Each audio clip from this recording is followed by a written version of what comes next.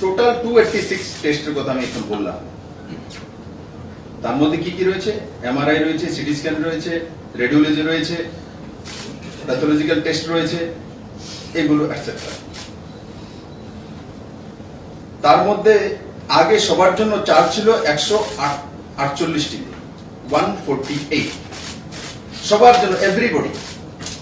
কোনো বিপিএল নয়, কোনো এপিএল নয়, কোনো অন্তোদয় নয়, নাথিং এলস।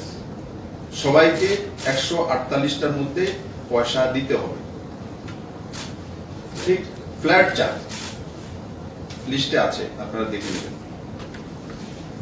এখন আমরা কি করেছি? ক্লাস করেছি, অন্তোদয় তৈরি করেছি, প্রায়োরিটি হাউস হোল্ড তৈরি করেছি, এপিএল তৈরি করেছি। তাতে কি হয়েছে? অন্তোদয়কে কমপ্লিটলি ফ্রি। কত? 5,09,000। 5,09,000 অন্তোদয়ের মধ্যে রয়েছে, কমপ্লিটলি ফ্রি। আগে কি ছিল? না, আগে 148টার মধ্যে আইটেম ছিল, তার মধ্যে অন্তোদয়ও ছিল। গরিবের সরকার ছিল। আমি আমার বন্ধুদেরকে বলতে চাইছি, মিডিয়ার বন্ধুরা, আপনারা দেখুন যে দীর্ঘদিন যাবৎ এখানে রয়েছেন। এবার আমার দাদাকে একবার জিজ্ঞাসা করা, 25 বছরের ক্রমাগত সরকার, 20 বছরের এক্সপিরিয়েন্স মুখ্যমন্ত্রী, গরিবের সরকার বলেন, তো 148টি আইটেমে যে অন্তোদয়ের লোকেদের থেকেও পয়সা নিত, বিপিএল এর থেকেও পয়সা নিত, উনি কি জানেন না? তৎকালীন স্বাস্থ্যমন্ত্রী ওনাকে জানাননি? এতটাই কি ডিফারেন্স ছিল? যেমন এইবার বিধানসভায় একটা জিনিস আমি তুলে ধরলাম, তো মনে হচ্ছে উনি জানেনই না ক্যাবিনেটের সিদ্ধান্ত।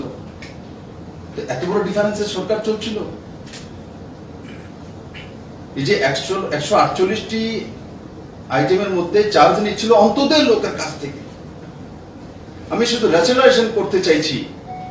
আমি জানি যে হেলথ আর এডুকেশন, এই দুইটা ডিপার্টমেন্ট। সরকারকে রোজগার করার জন্য কি ডিপার্টমেন্ট রয়েছে? Tourism, infrastructure, industry. এইগুলো হচ্ছে সরকারের বড় রোজগারের সেতু। ওখান থেকে পয়সা নিয়ে কোথায় খরচা করতে হয়? সেবার জন্য, ড্রিঙ্কিং ওয়াটার, হসপিটালস, এডুকেশন। এটা হচ্ছে সরকারের কর্তব্য।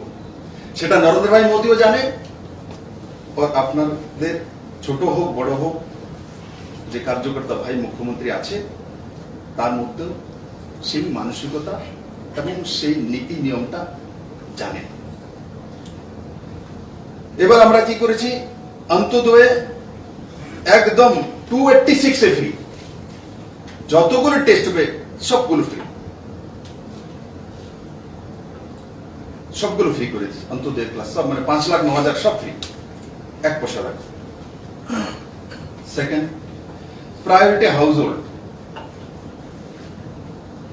তাদের যারা প্রায়োরিটি হাউস হোল্ডে এখন আমরা আলাদা করেছি ক্লাস, তার মধ্যে চার্জ করেছি।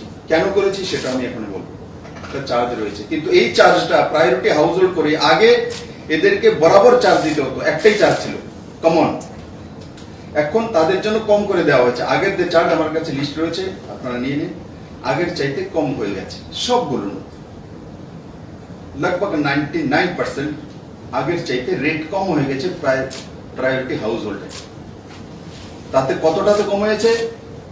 148টা আইটেমে আগে টাকা নেওয়া হতো এক্সিস্টিং, এখন 148টার মধ্যে 131টা আইটেমে প্রায়োরিটি হাউস হোল্ডে কমে গেছে টাকা। তো মানুষের, গরিব মানুষের লাভ হলো না লোকসান? একদিকে 5,09,000 বেরিয়ে গেল, 1 পয়সা দিতে হবে না।